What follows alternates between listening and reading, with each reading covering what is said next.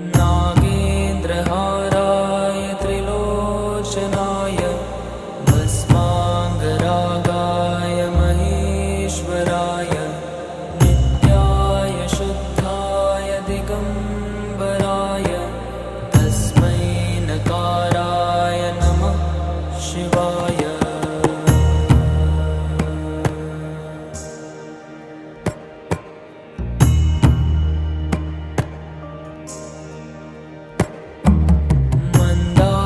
सनिलचन्दनचर्चिताय नन्दीश्वर प्रमथनाथ महेश्वराय मन्दार पुष्प बहु पुष्प सुपूजिताय